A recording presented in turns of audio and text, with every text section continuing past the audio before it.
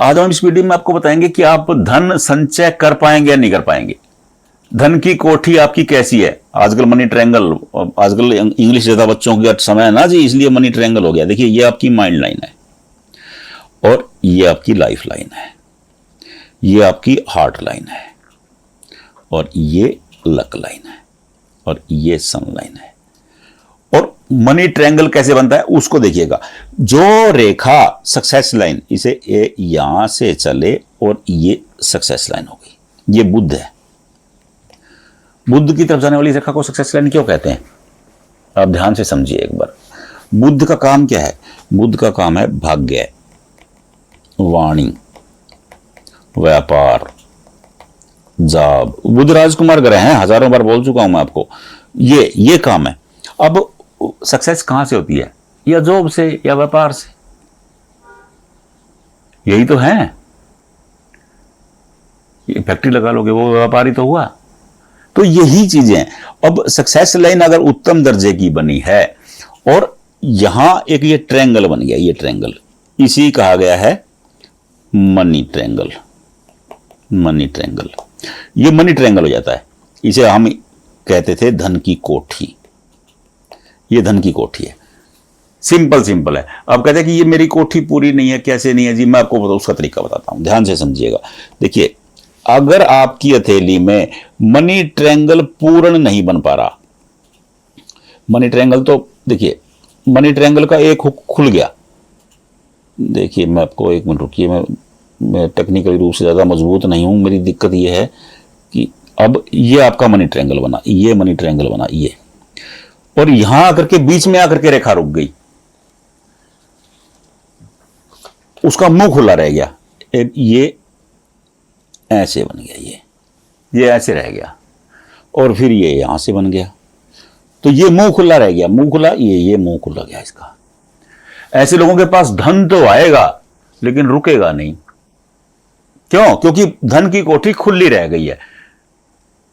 धन अर्निंग होगी लेकिन धन रुकने में दिक्कत होगी, धन संचय नहीं कर पाएंगे। मैं बार बार कहता हूं, देखिए मनी ट्रायंगल का मतलब धन कमाना नहीं है।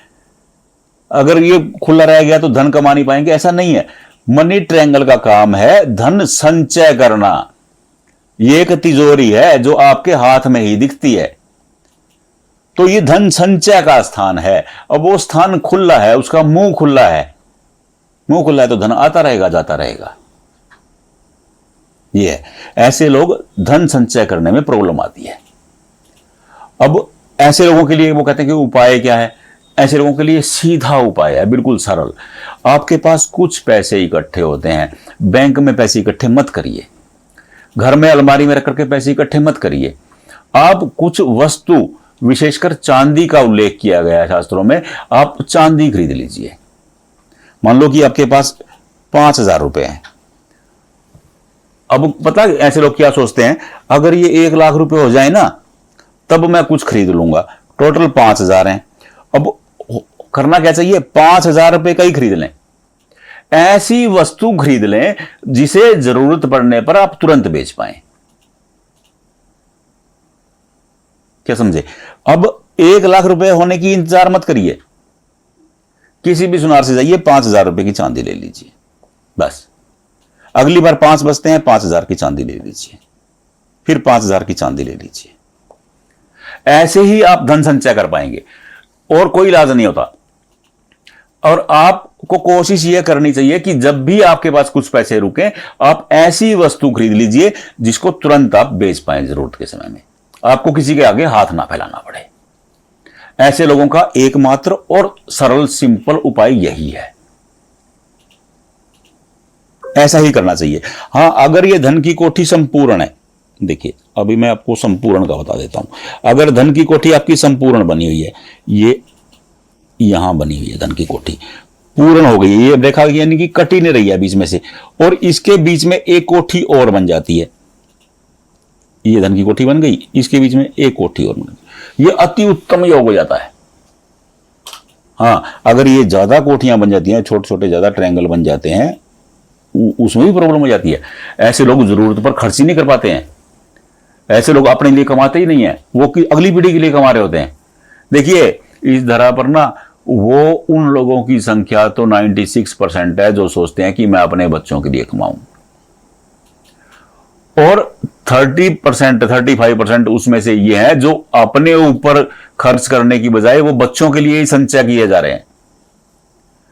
जबकि बहुत पुरानी कहावत है, पूत कपूत तो क्यों धन संचय, पूत सपूत तो क्यों धन संचय। मतलब अगर पूत आपका कपूत है, आपकी संतान योग्य है, तो उन्हें आपके धन से कोई वास्ता नहीं है, उनके लिए धन संचय की जरूरत नहीं है, वो धन संचय कर लेंगे और वो आपको भी सुखी रखेंगे। अगर पूत कपूत है तो आपका दिया हुआ जो संचित किया हुआ धन है वो उसे भी बर्बाद कर देंगे।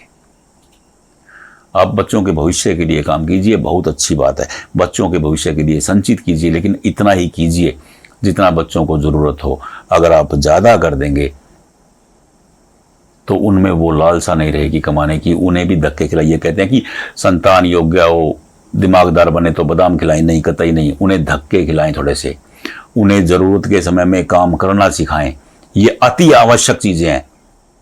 तो अब मैंने आपको ना जो बड़ी बातें बता दी मैंने आपको, ये धन की कोठी है। आप अपने हथेली में चेक कर लीजिए आपकी धन की कोठी कैसे है, सही नहीं है, गड़बड़ है, तो मैंने इसको आपको सिंपल सरल उपाय बता दिया है।